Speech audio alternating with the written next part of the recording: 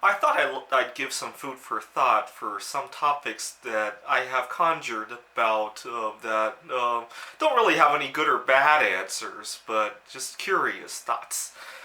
When I was working on my PhD, a classmate and we had been arguing about how to chill a beer very quickly. If you had a room temperature beer, what you could do to chill it really quickly. And after we had finished discussing about that, he wondered what really, really cold beer would taste like, right? If you could reduce the pressure so that you could cool the beer down to negative 20 or negative 30 degrees Celsius, how that would taste. Unfortunately, we don't have a spaceship to go to a place that has a lower atmospheric pressure, so he and I researched some ways to chill beer very cold without it freezing, and we discovered that if you add calcium chloride to the beer, it would lower the temperature, lower the freezing point of water. In theory, a saturated solution of calcium chloride would have a freezing point of negative 51. And so we added some calcium chloride to some beer, and then we put it in liquid nitrogen to I think it was either liquid nitrogen or dry ice. He works in the physics department, so he has access to that stuff. And then we tasted it. Unfortunately, it just tasted like salt. I mean, but it did give us an idea of what really, really cold fluid tastes like. I wish we had a spaceship to go somewhere with a lower atmospheric pressure, though, so we could actually taste beer that was really cold. Okay, so food for thought on that. So I'll let you, if you have any ideas how to chill a beer down to negative 20 without affecting the taste, or without causing your eardrums to rupture, definitely leave me a comment.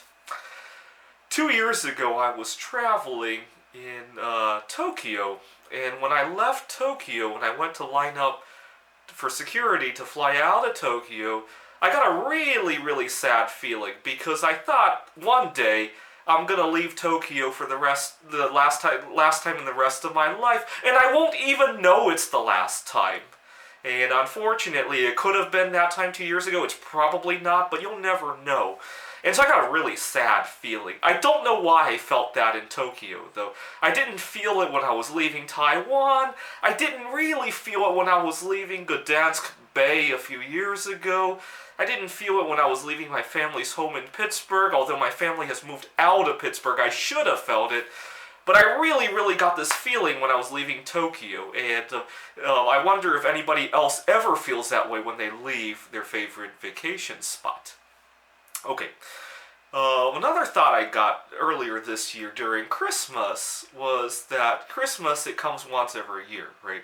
And it comes when the Earth is in a very specific place in the solar system, right? When it goes around the sun.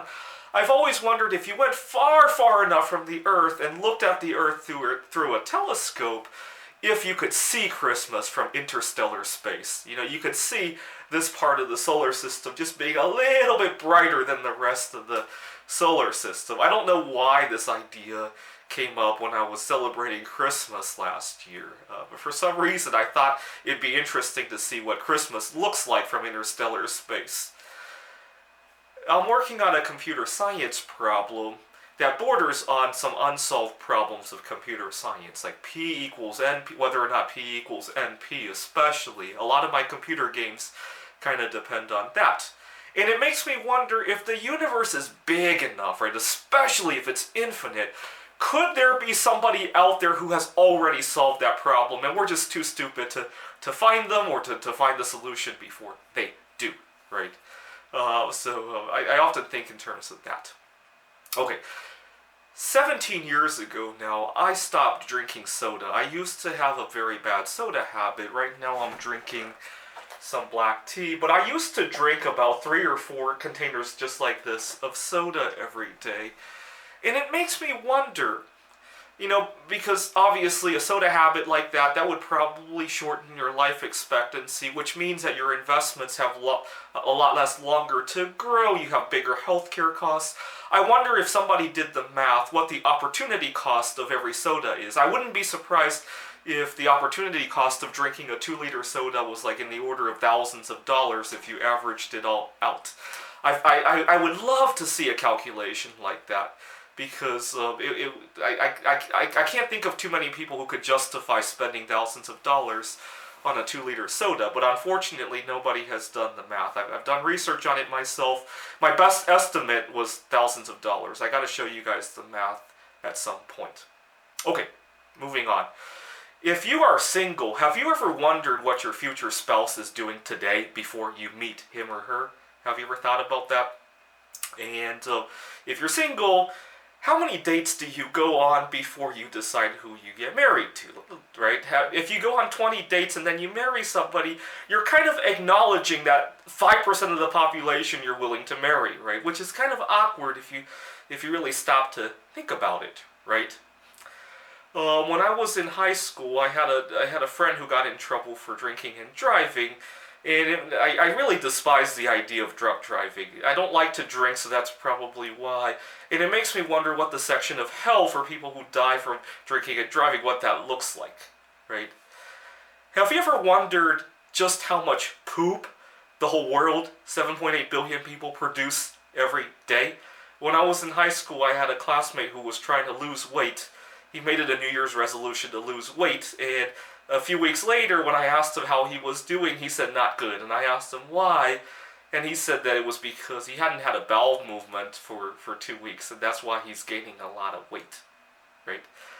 Have you ever wondered, when people become famous, right, how they get rid of all their internet history, right? Have you ever wondered why, if you watch American Idol and somebody wins and you're curious about their childhood, why you can't find them on Facebook or find any remnants of their internet life before they got famous? It always makes me wonder what people do, because I have a bunch of internet history that I definitely want to get rid of, and some of my friends, sometimes when I Google their name, funny things come up. It makes you wonder why you don't find what Taylor Swift was up to in the days before she became famous, right? Anyways, just some food for thought if you're bored during the quarantine. Leave a comment if you have any answers to some of these questions, or if you have any interesting questions like this yourself. Thanks for watching.